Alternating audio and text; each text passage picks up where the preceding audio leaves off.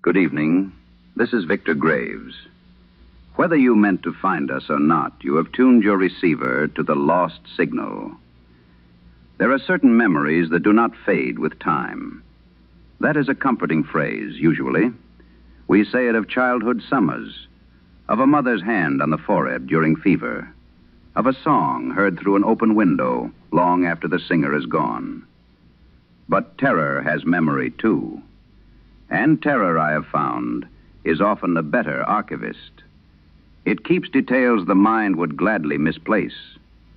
The sound of a floorboard after midnight. The smell of a room where no one has lived for years. The color of a stranger's eyes seen for only a second. A word spoken in the voice of someone dead. Years pass. The face in the mirror grows older. The town changes. The house is sold. Children are born. Graves are filled. The world, with its usual lack of tact, continues. Yet the memory remains exactly where it was, untouched, unweathered, waiting beneath all that ordinary life.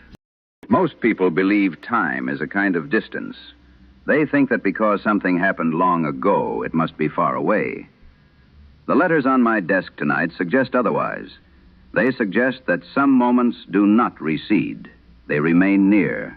So near that an old man may still avoid the sound of his own footsteps. So near that a widower may hear, in a burst of radio static, the one voice he has spent years trying not to need. So near that a mother may grow old and still fear the arrival of a parcel tied with string. Tonight's letters are not about what happened yesterday. They are about what never stopped happening.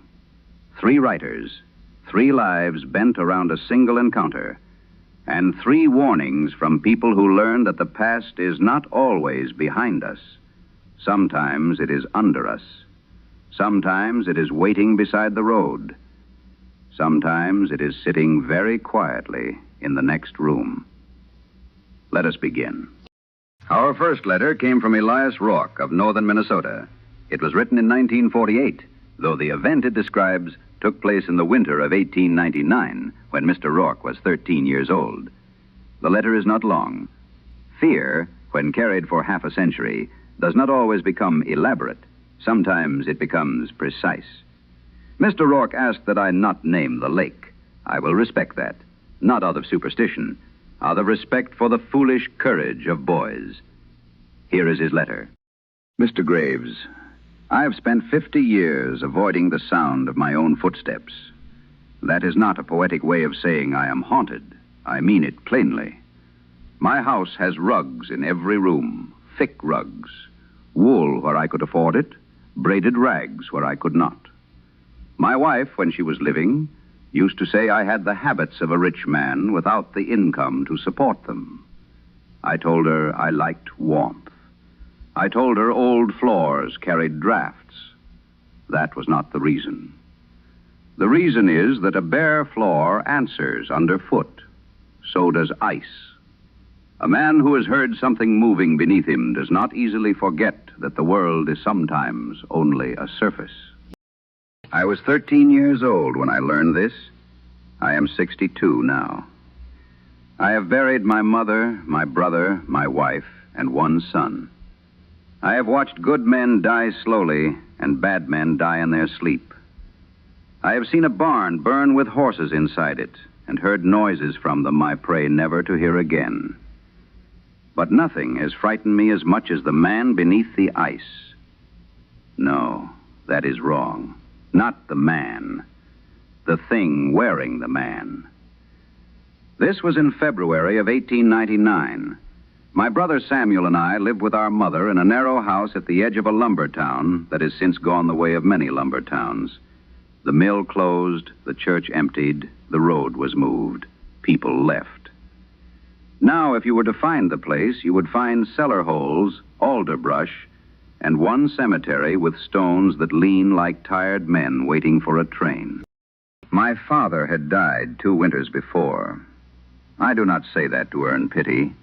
Half the boys I knew had dead fathers, drunk fathers, or fathers so worn down by work that death would have been only a change in posture.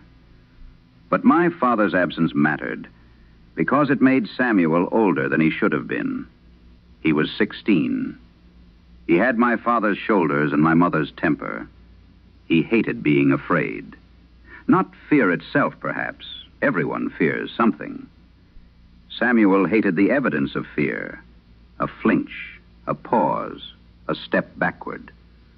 To him, fear was a stain other people could see. That afternoon, we had been checking snares in the North Woods. It was the kind of cold that seemed less like weather than judgment. The trees cracked in the frost. Your breath froze in the scarf over your mouth. The snow had a hard crust, and every step broke through with a sound like teeth.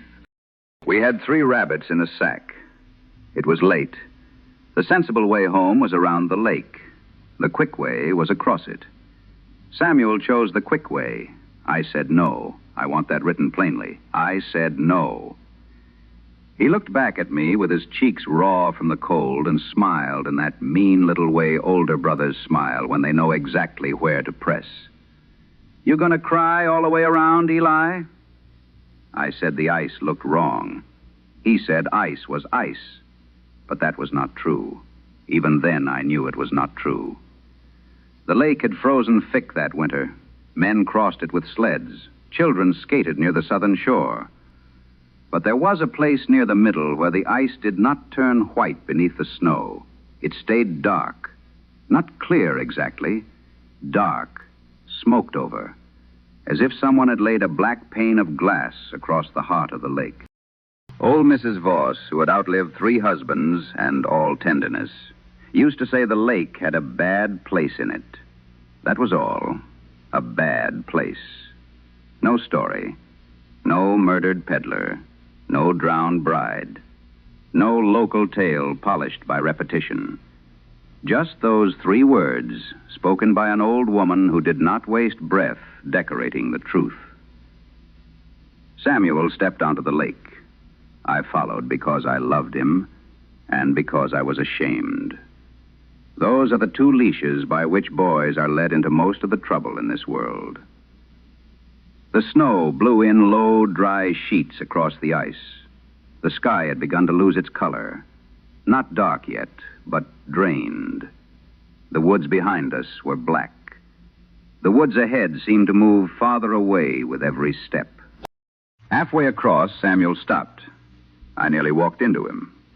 At first, I thought he had heard a crack. I stood very still, waiting to feel the lake shift under my boots. But he was looking down.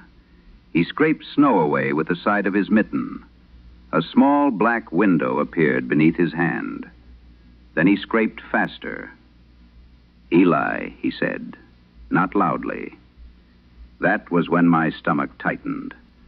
Samuel never used my name gently unless something was wrong. I stepped beside him. There was a man beneath the ice. I will not tell you I understood what I was seeing at first. The mind is merciful for 1 or 2 seconds. It offers simpler shapes, a log, a coat, a trick of trapped air. Then the shape became a face. A white face. A man lay on his back under the lake, staring upward with closed eyes. His hair floated away from his head in dark, slow strands. His coat had opened around him.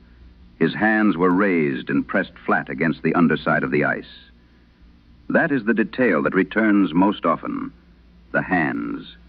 Not limp, not drifting, pressed flat, as though he had already been trying to hold up the world. "He's dead," Samuel said. He said it too quickly. I whispered that we should get help. Samuel leaned closer. I grabbed his sleeve. He shook me off. His bare fingers touched the ice. He had pulled his mitten off without realizing it. "He's right there," he said. Then the man opened his eyes. I have prayed over those eyes. I have lied about those eyes. I have called them reflections, fever, memory, moonlight, boyhood terror. I have stood in church with hymns moving around me like warm water and asked God to make them into something else. They remain what they were. blood red, glowing, not shining with reflected light, not catching the sky. They burn from inside the thing's head, red and wet and furious, as if rage itself had found two windows and looked out. There was no surprise in them, no pleading, no confusion. He had been waiting with his eyes closed. That is what I knew even then. The stillness was not death. It was patience.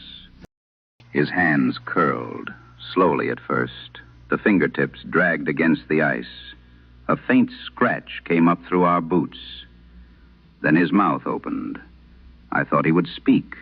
I thought we would hear something impossible come up through that black lid of ice. But nothing came from him. No word, no cry, no human appeal. His mouth only widened, and the quiet became worse because it proved he did not need a voice. Then he struck the ice, both hands. The blow ran through the lake. Samuel fell backward. I remained crouched, frozen in the stupid posture of a boy looking at something his soul has already fled. The man struck again.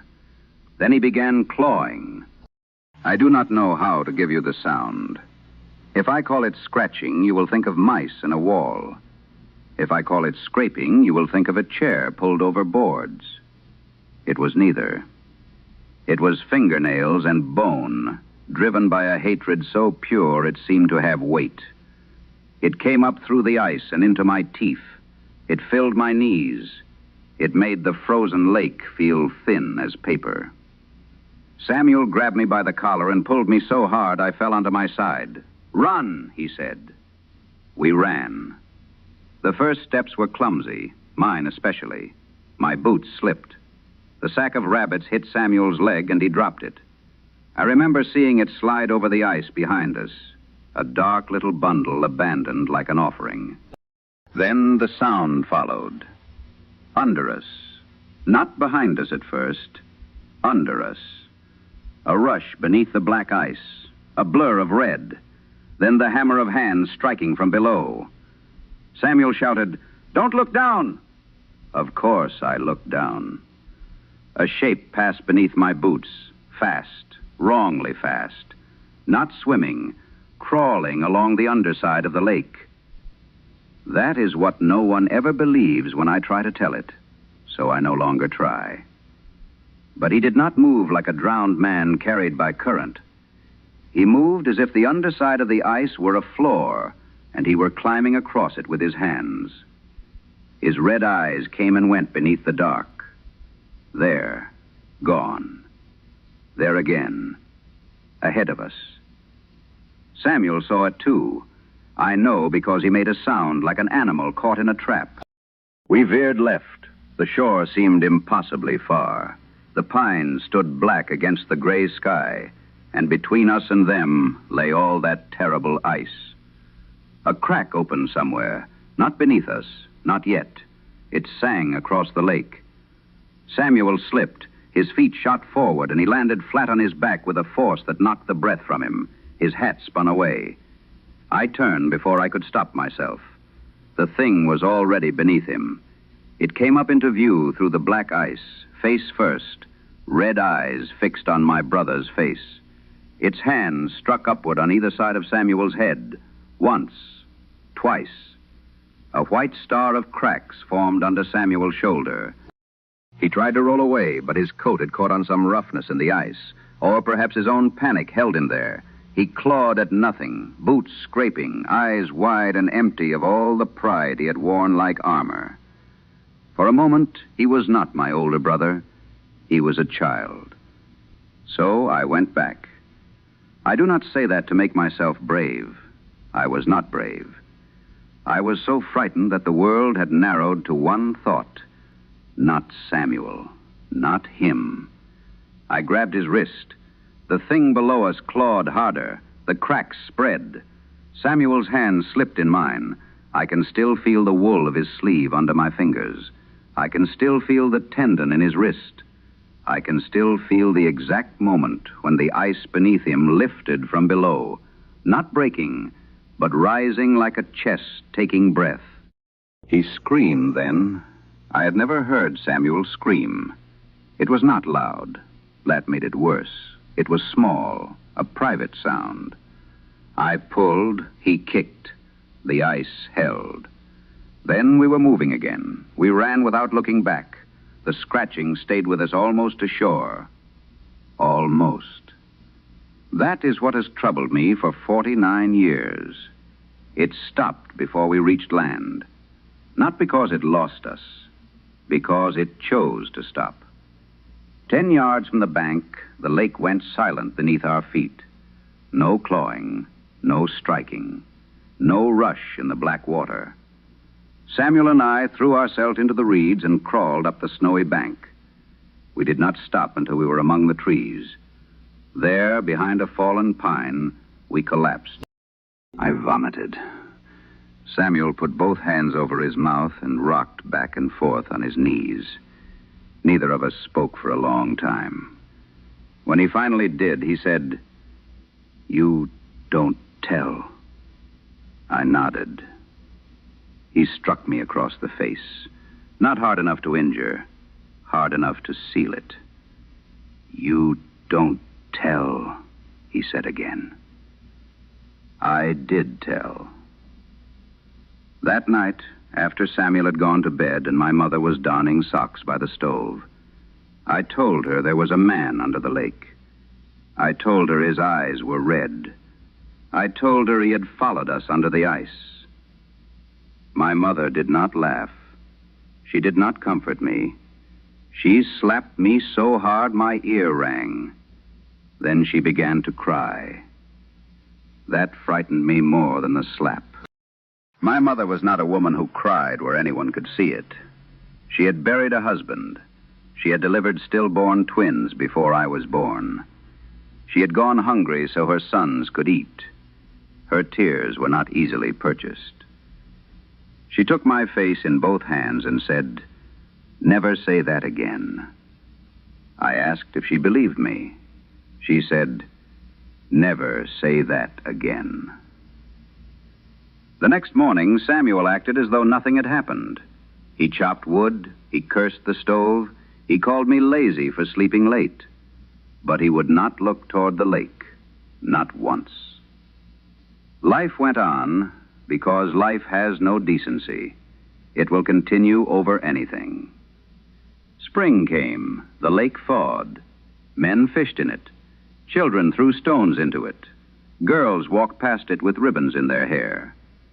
No one knew they were passing a place where evil had looked up and found two boys. Samuel left town at 18. He worked rail for a while, then timber, then rail again. He wrote little. When he did, his letters were practical. Money, weather, work, a woman he might marry, a foreman he hated. Then in 1937, I received a letter unlike the others. It contained only one sentence. "Do you still hear him under floors?" I burned it in the stove. I did not answer. That is my great cowardice. I had a wife by then, a daughter, a store, rugs on every floor. I had built a life arranged carefully over the thing beneath it. Samuel's sentence tore a hole through the boards. He died the following year. A rail yard accident, they said. At the funeral, his widow told me he had been strange during the last month. She apologized for telling me, as if grief were a social inconvenience. She said he had begun sleeping in a chair, never in the bed. He said beds were too much like ice. The night before he died, she woke and found him in the kitchen, kneeling on the floorboards with his ear pressed down. She asked what he was doing. He said, "It's found the wood." That was all. It's found the wood. I did not tell her what it meant. I could not. For many years after, I believed silence was the same as survival. Then came the County Road project. The lake had run low after 2 dry summers. Men were sent to repair an old washout near the North Road. They dragged out timber that had been sunk in the mud for decades. Pilings, perhaps, dock beams. No one knew. The old town records had been lost in a courthouse fire. A man came into my store in November carrying a piece of that wood. He wanted nails and lantern mantles. He set the wood on my counter while counting change. It was black with age, waterlogged, heavy. The surface bore 4 long grooves, not saw marks, not rot. 4 grooves, parallel and ragged, the spacing of fingers. I looked at them, and the store disappeared. The green counter, the bell, the smell of kerosene and seed packets, all of it fell away. I was 13 again, watching hands claw at the underside of the lake. The man said the county boys had found marks like that all over the old beans. He laughed. Looks like something tried to climb out. I told him to take the wood off my counter. He stopped laughing then. I must have looked very old to him, or very mad. That night, the first scratching came. Not under the window, not at the door, under the floor. Slow at first, a testing sound. 1 line drawn beneath the boards, then another. My wife slept beside me. I lay awake until dawn, both feet pulled up under the blanket like a child.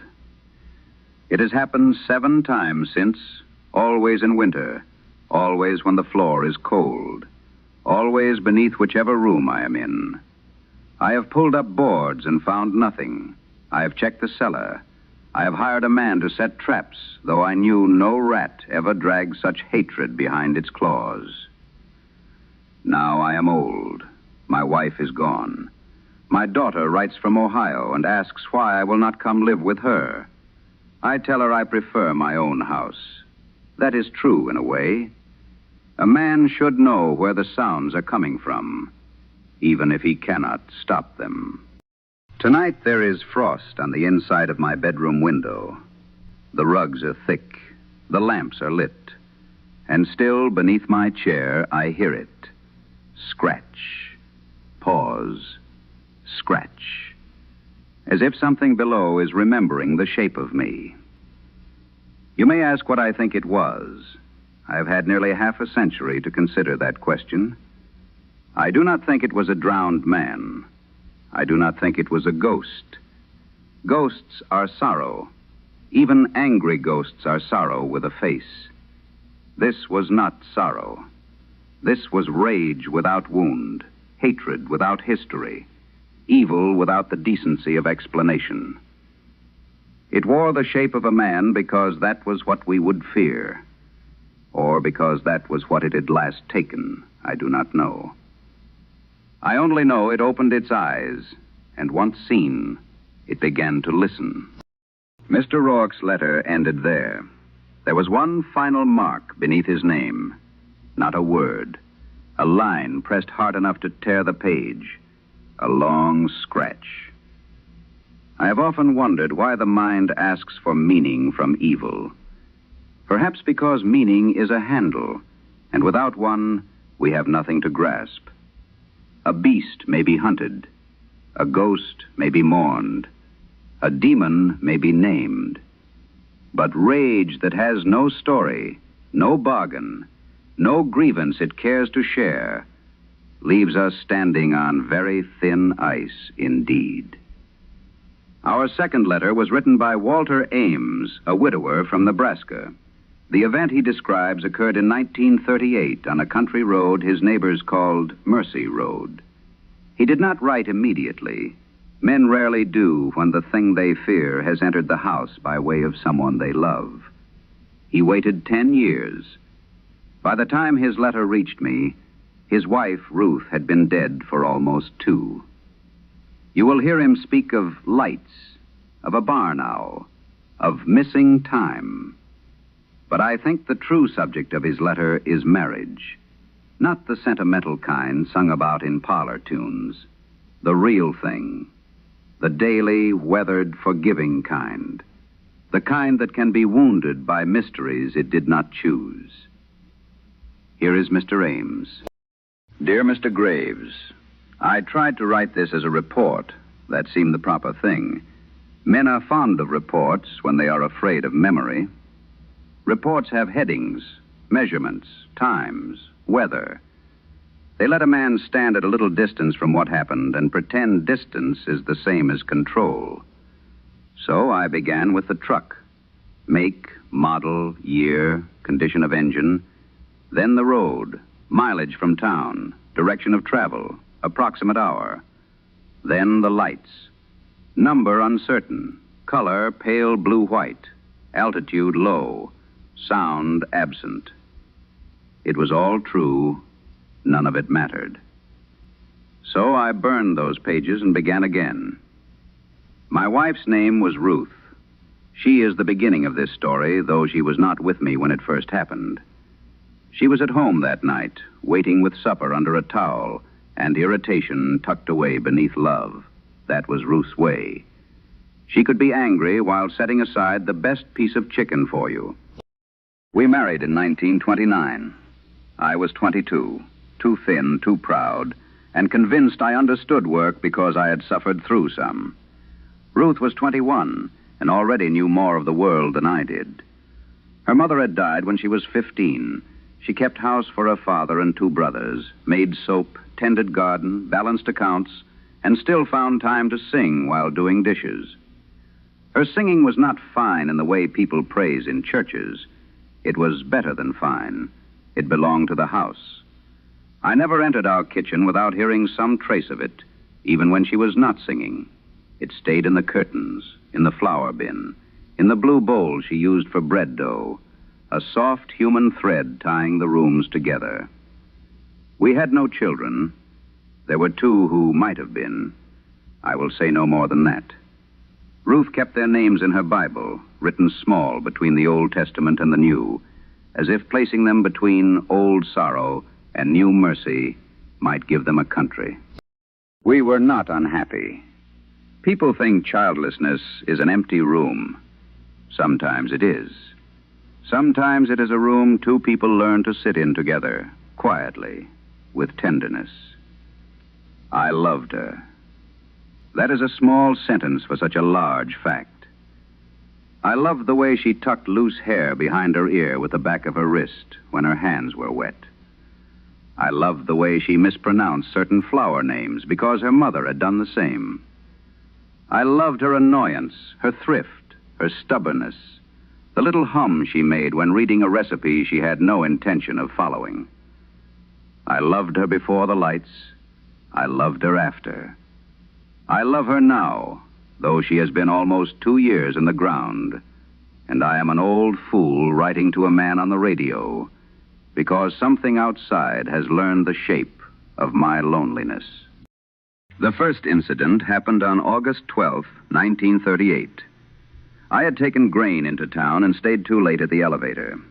Men were talking about rain, which is to say they were talking about hope without admitting it.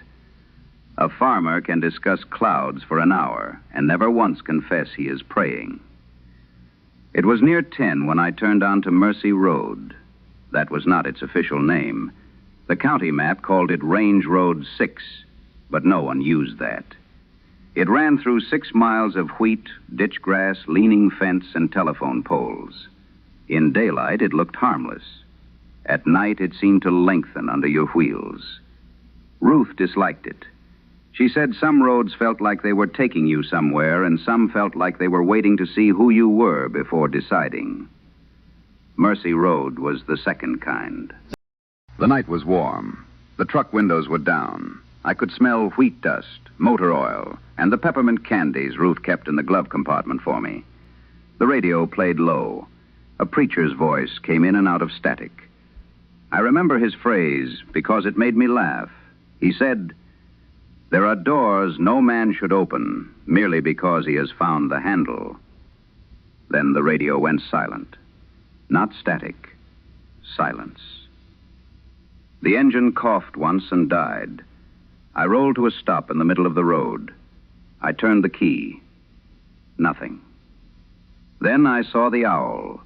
It sat on a fence post to my right. A barn owl, white face, narrow body, black eyes like holes pricked through paper. It was close enough that I could see the soft rim of feathers around its face and the slight movement of its breast. It was not looking at me. It was looking down the road, waiting. I followed its gaze. The lights hung over Mercy Road, perhaps 200 yards ahead. There were 7 of them, or 9. I cannot hold the number. It changes when I try to count it, which is a small madness I do not enjoy confessing. They were arranged in a shallow arc across the road and into the field beyond, white at the center and blue at the edge, like lanterns lowered into deep water. They made no sound. The fields made no sound either. No insects, no wind, no ticking engine. The whole world had become a room in which someone was holding his breath. I opened the truck door. I do not remember deciding to do so. That is one of the details that frightens me most. Men like to believe they are made of decisions. I learned that night how much of a man may be moved without his consent. I stood in the dust beside the truck. The owl turned its face toward me.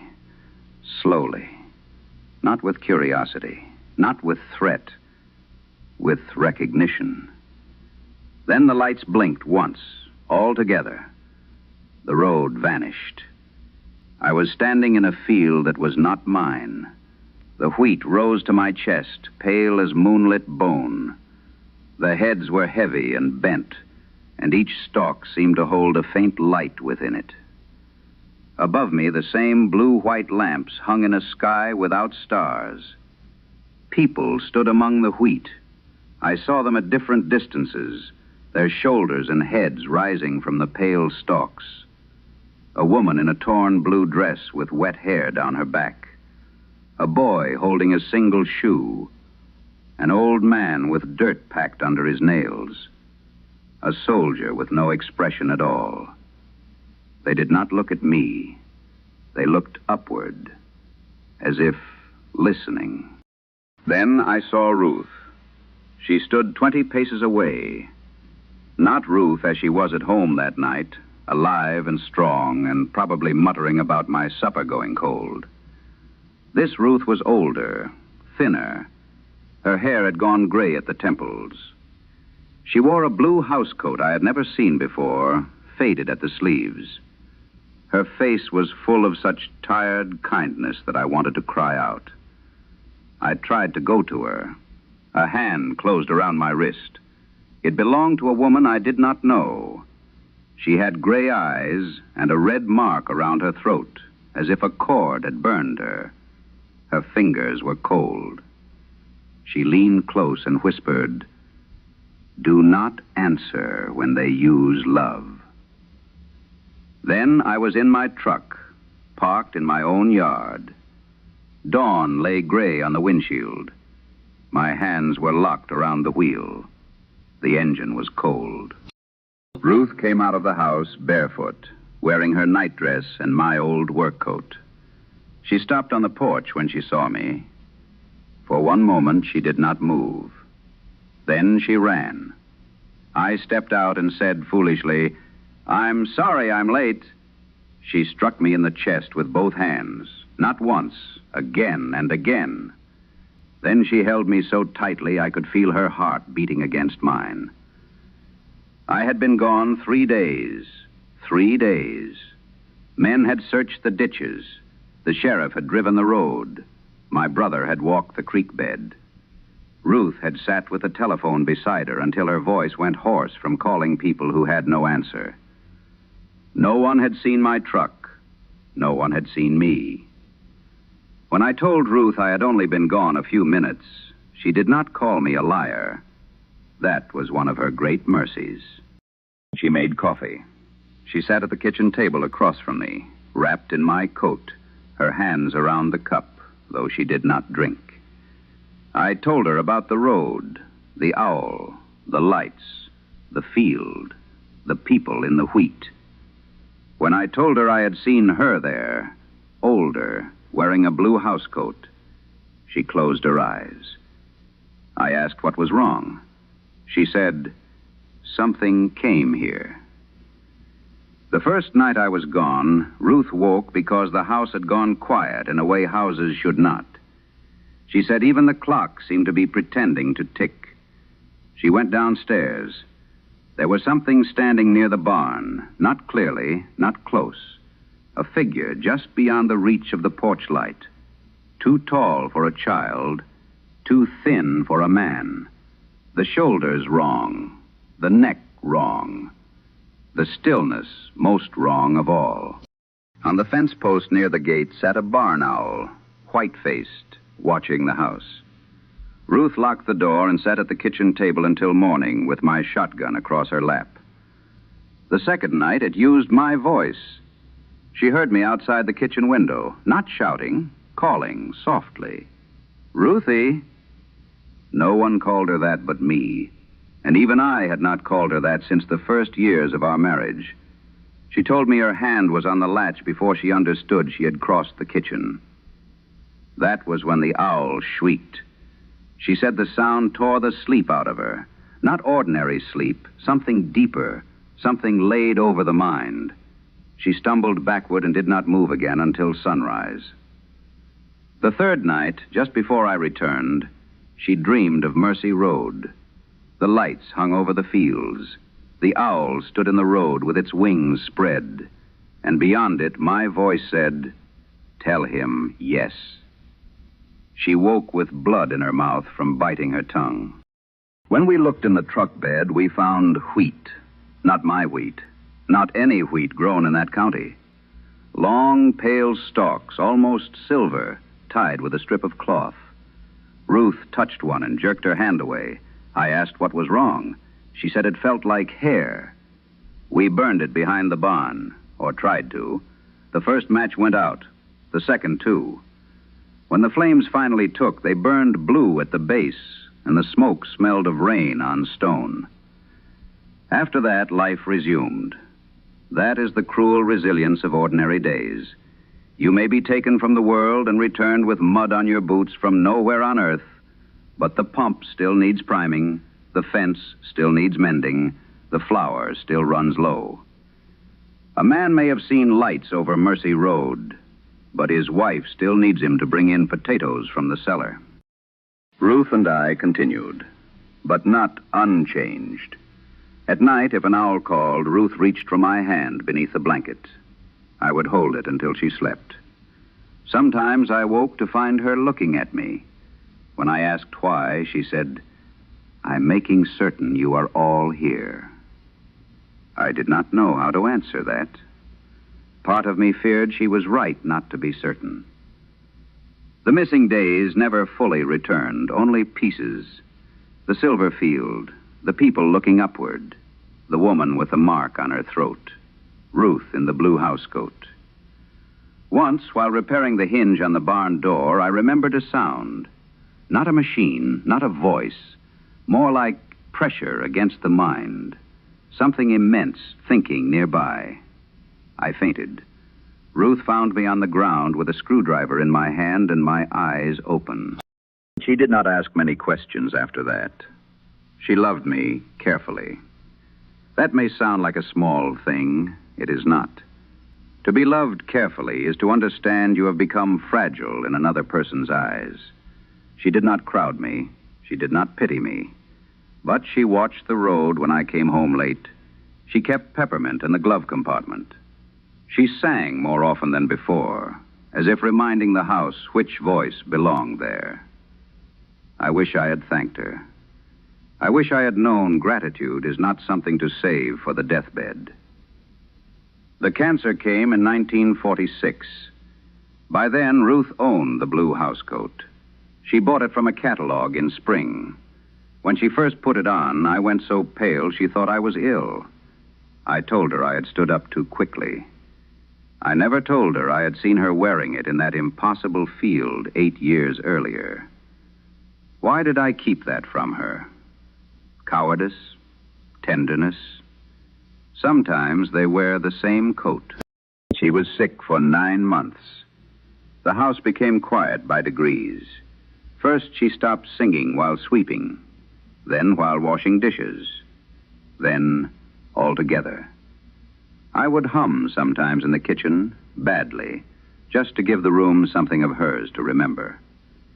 Near the end, she slept in the front bedroom because she liked the morning light. On her last day, rain tapped the glass. I sat beside her and held her hand. It had become so light in mine that I feared closing my fingers too firmly. Just before dawn, her eyes opened. She looked past me toward the window. I turned. A barn owl sat on the fence post by the gate. White face, black eyes, rain silvering its wings. I stood so quickly the chair fell. Ruth's fingers tightened on mine. "Don't," she whispered. I said, "It's back." She looked at me then, not at the owl, at me, and she smiled. It was a tired smile, a brave one, a smile that forgave more than I deserved. She said, "Maybe it never left." Then she was gone. After the funeral, the house lost its grammar. That is the only way I can explain it. While Ruth lived, every object had a place in the sentence of our days. Her cup, her chair, her blue bowl, the hook where she hung her apron.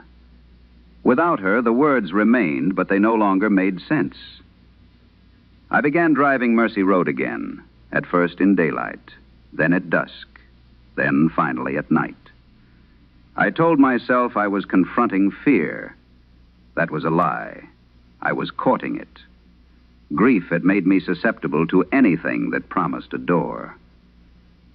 On September 28, 1948, I drove Mercy Road just after midnight.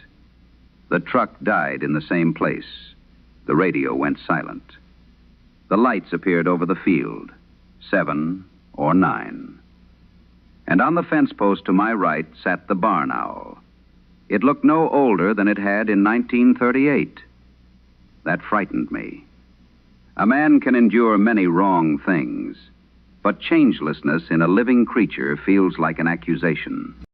The radio crackled. Then Ruth's voice came through. "Walter?" I put my hands over my ears. The voice said my name again. Not perfectly. That is important.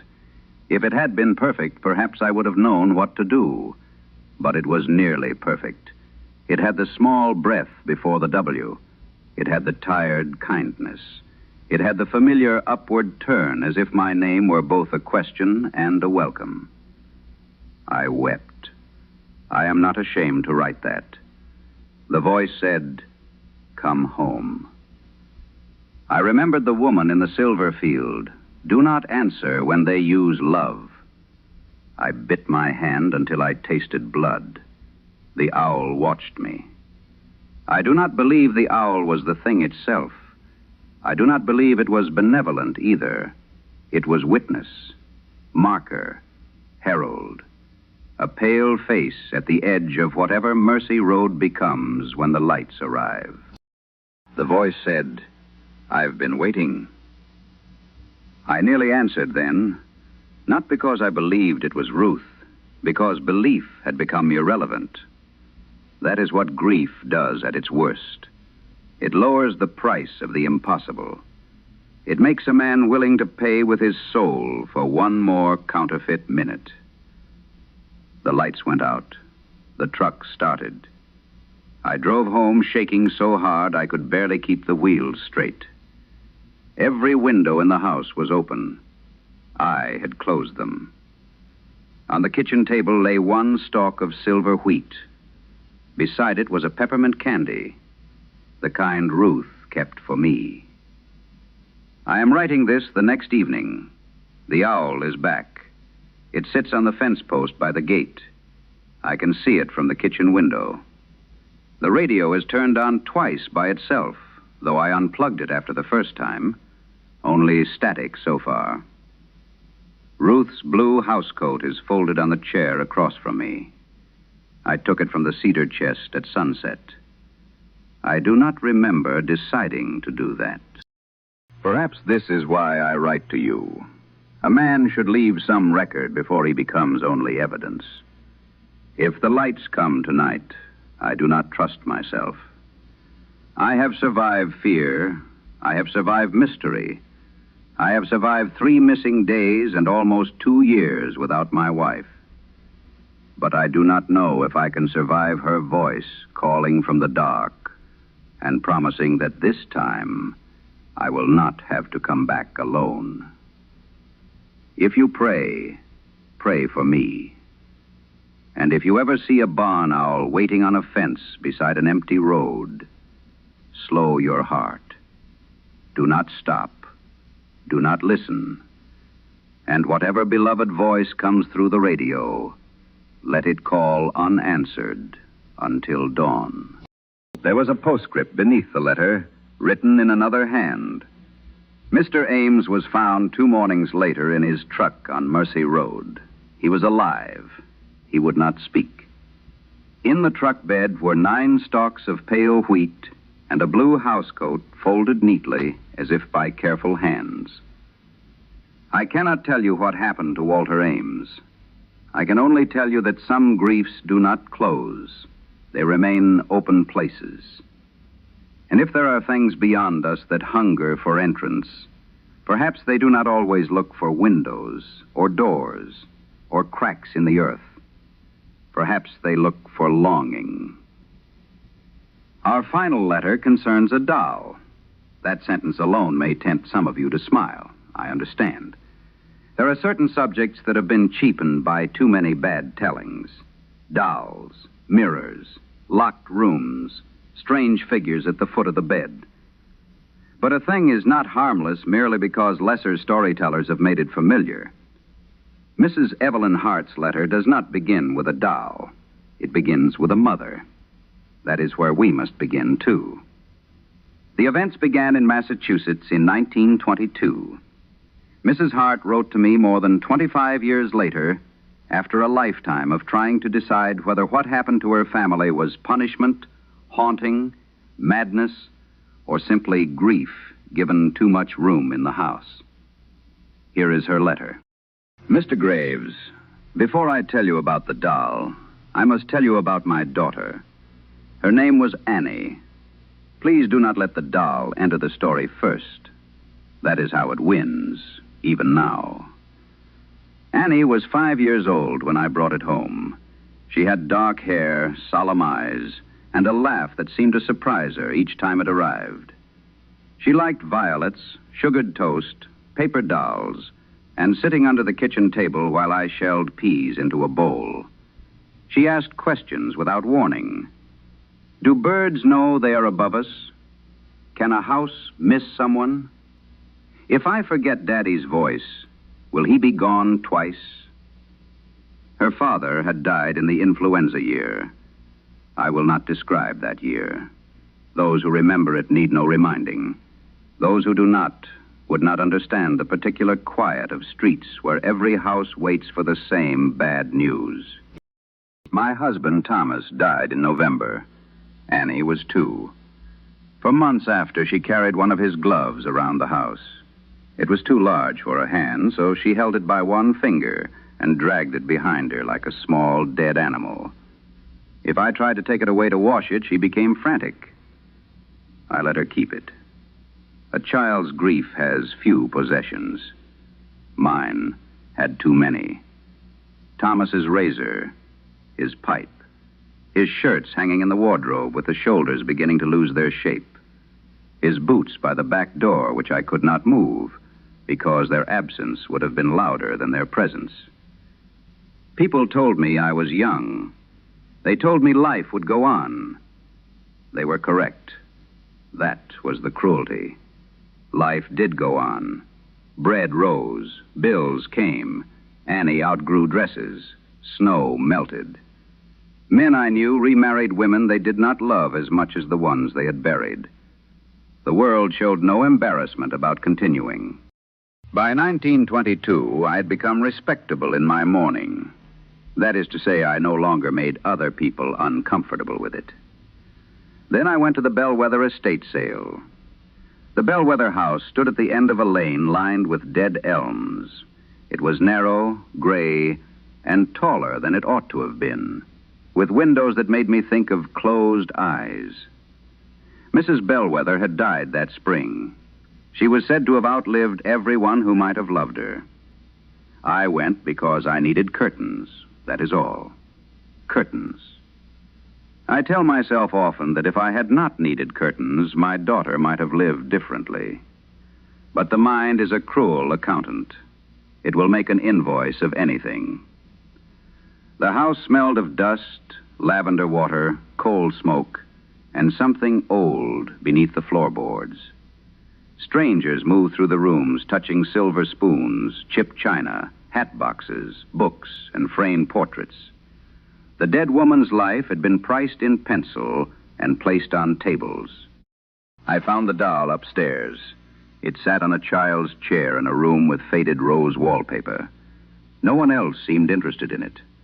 It was handmade, perhaps 18 inches tall, with a porcelain head and a soft cloth body. Its dress was black.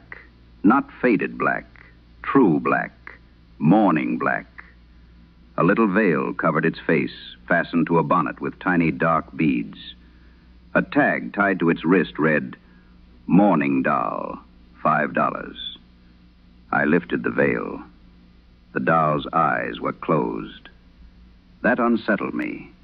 Most dolls stare, because staring is all they can do. This one looked as though it had chosen not to see. Its hair was real. Any woman would know. I set it down. Then, after a moment, picked it up again. It was heavier than it looked. Not impossibly, only enough that the hand noticed, and the mind asked why. An old woman in a fox collar stood in the doorway watching me. "I would leave that," she said. I asked why. She looked at the doll, then at me. "Some things are not sold," she said. "They are transferred." I almost laughed. Not because it was funny.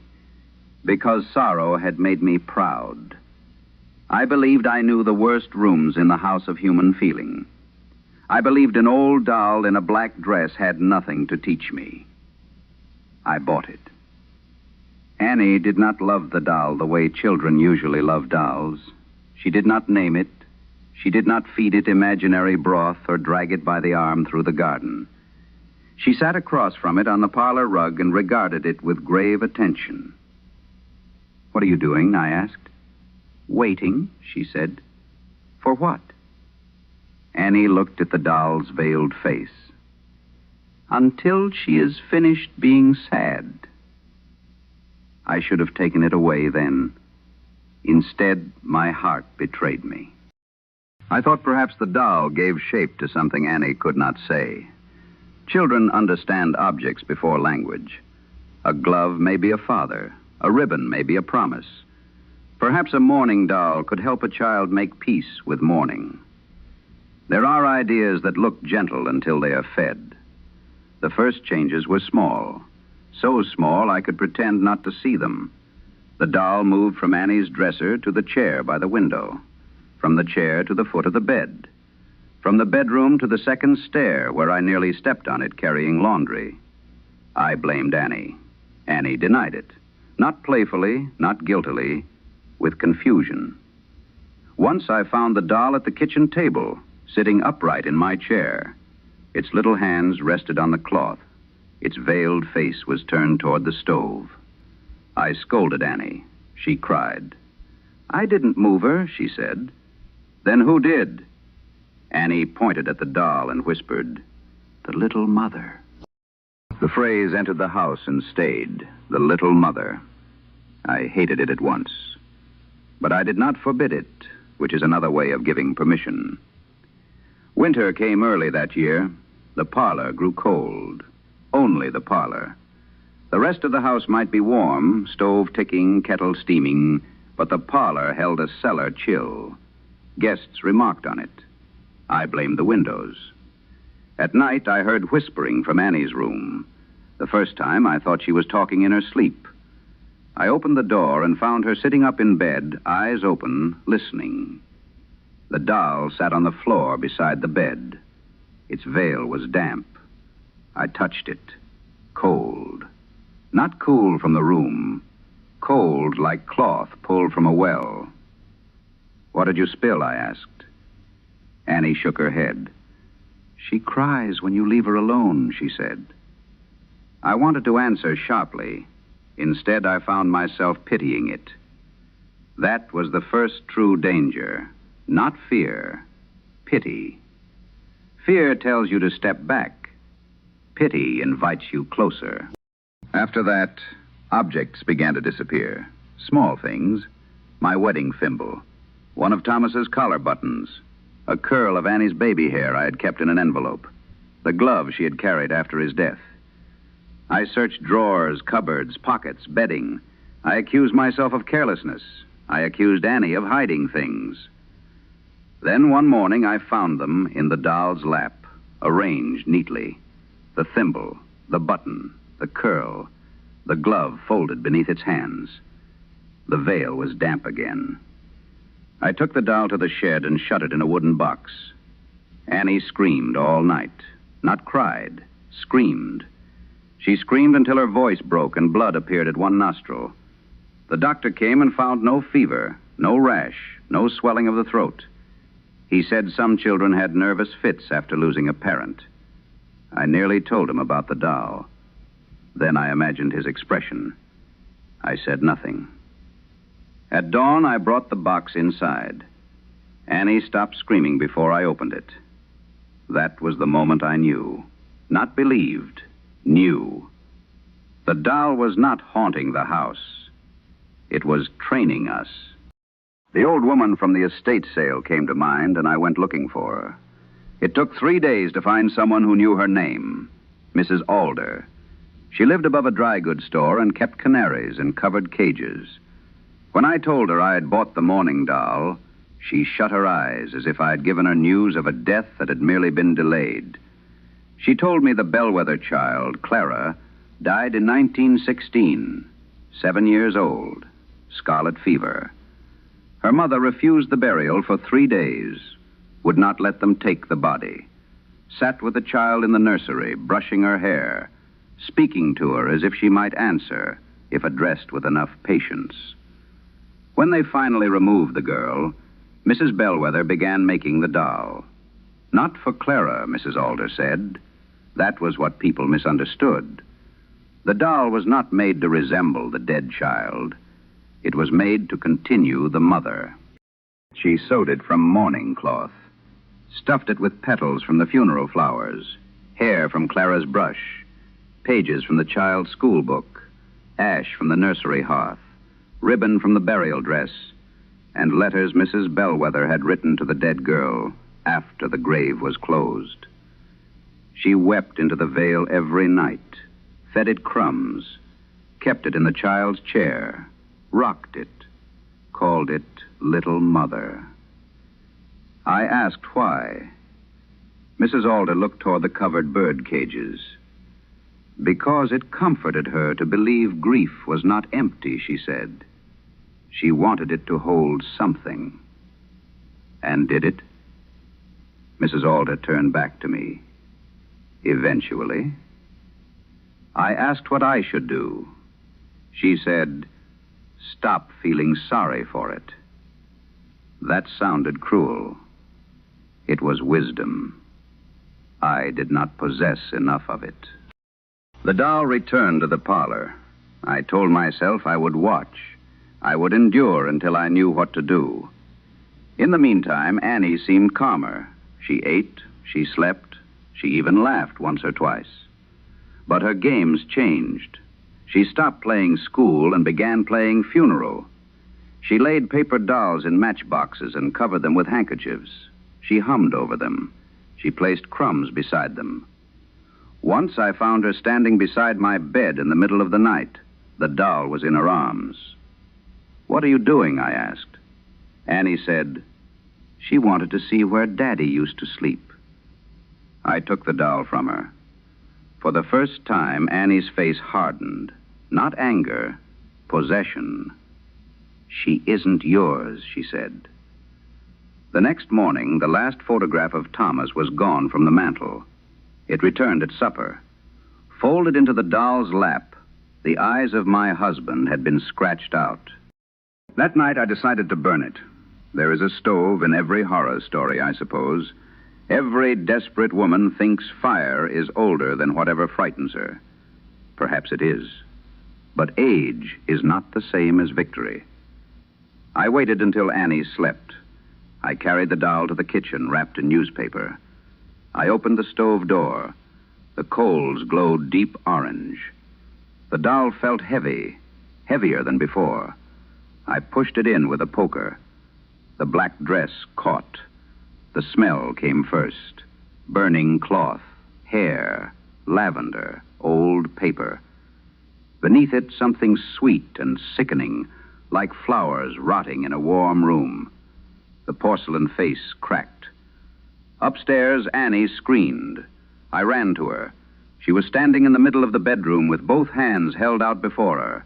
Her palms were blistered. Not badly, but clearly.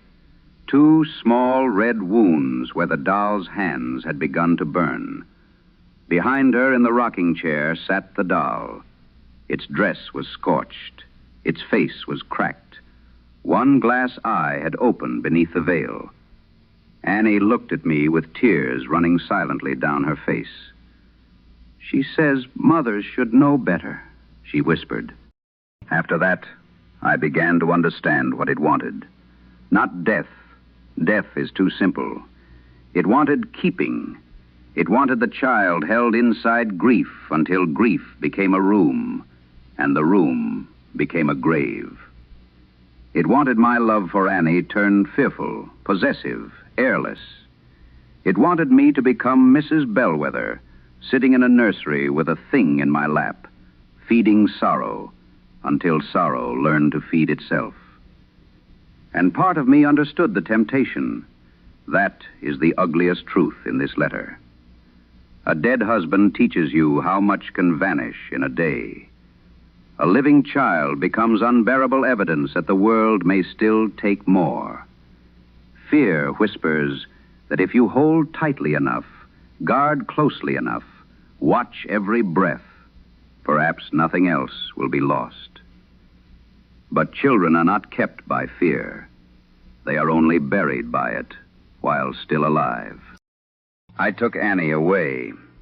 We went to my sister's house in Worcester. I packed no doll. I checked the suitcase twice. We left before sunrise. At noon, my sister found the doll standing in the hall outside her baby's room. Not lying, standing, leaning slightly against the wall, as if it had grown tired while waiting. My sister told me to leave. She wept as she said it, but she said it. I do not blame her. On the train home, Annie slept against my side. The doll sat in the luggage rack above us, wrapped in my coat. I did not put it there. I did not remove it either. There were strangers in the car, sunlight in the windows, a conductor punching tickets. Terror is loneliest in daylight. No one sees it clearly. I knew then where I had to take it.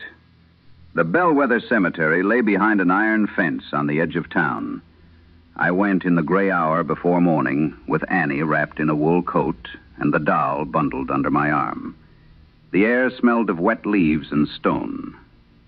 We found Clara Bellwether's grave near the back wall. A small marker.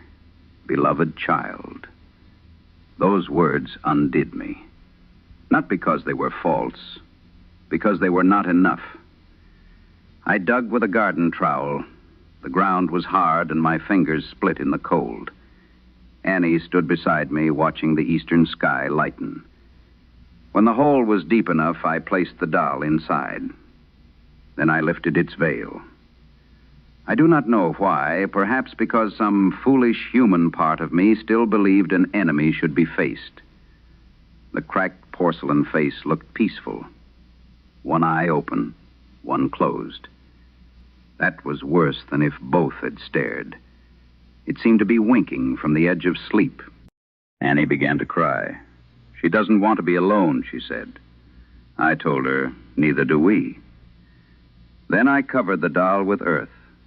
As I pressed the soil down, there came a knock from below, small, clear. Annie grabbed my sleeve. Another knock, then a third, not frantic, patient.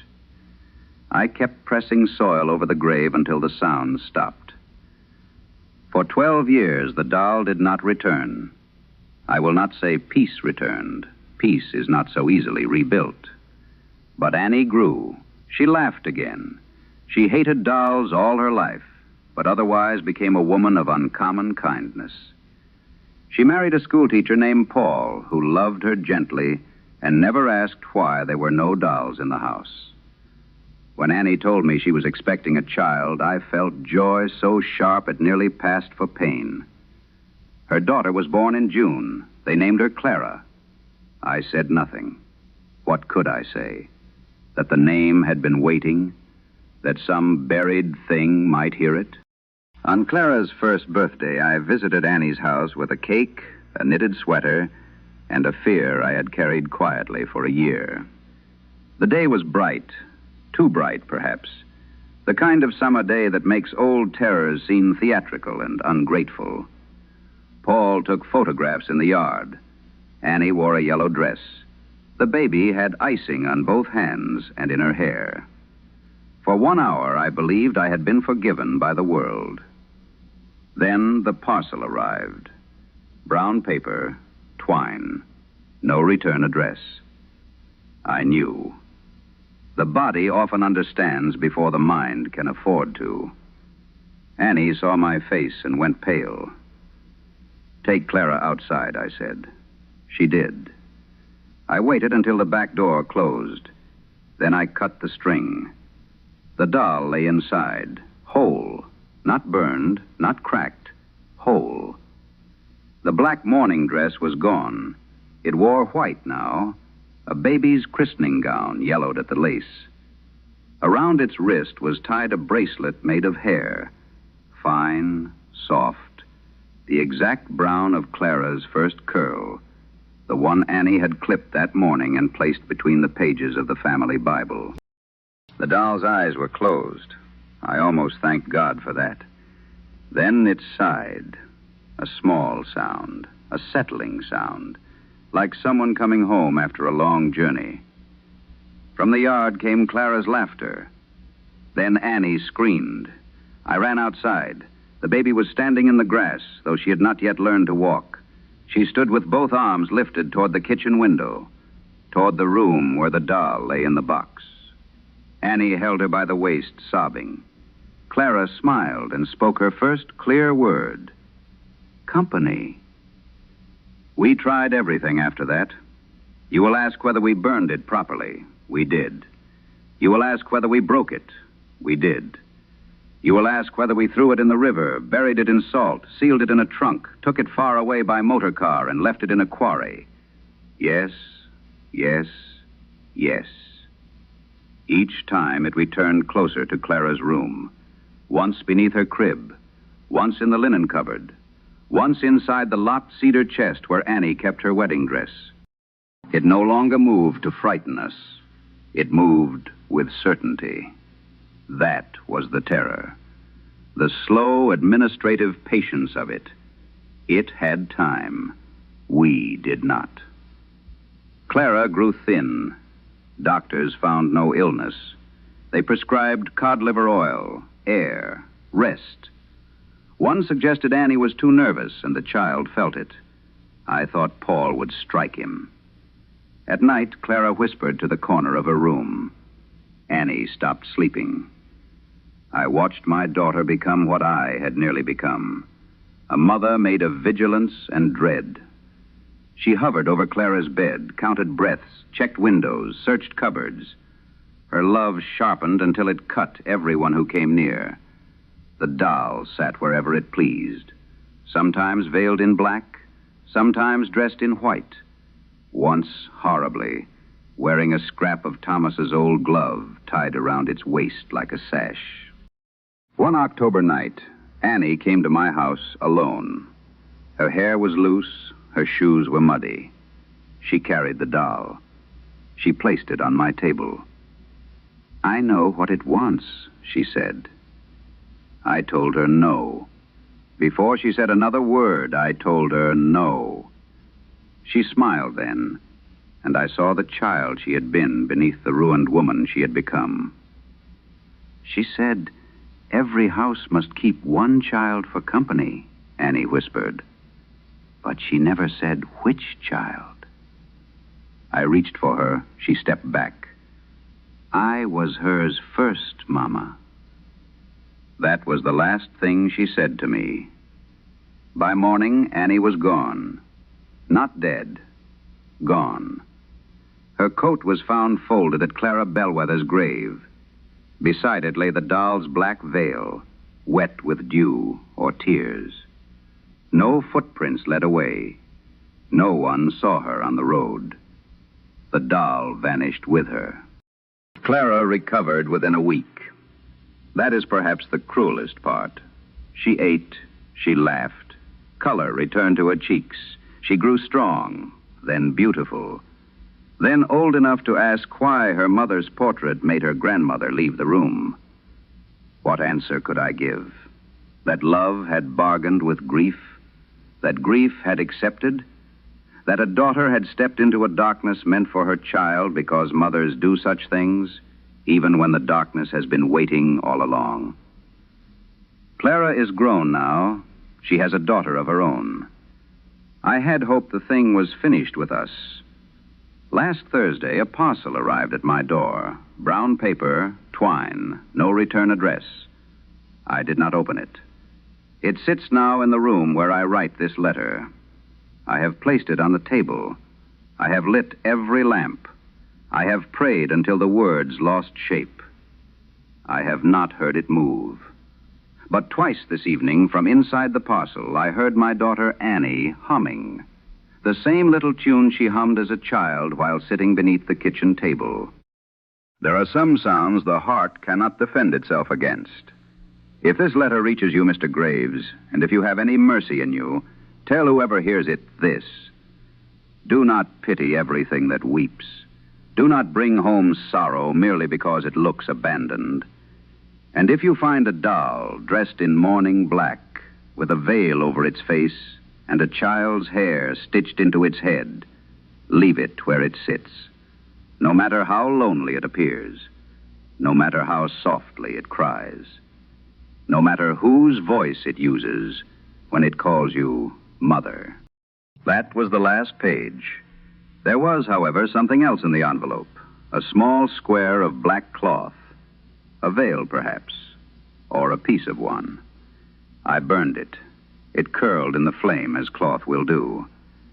For a moment, the studio filled with the scent of lavender, then river mud, then smoke. Nothing more. That is what I tell myself. Nothing more. 3 letters tonight. A boy looked down through ice and saw rage wearing a human face. A widower heard love turned into a lure beneath impossible lights. A mother discovered that grief, when fed too long, may learn to feed in turn. Perhaps there is no connection among them.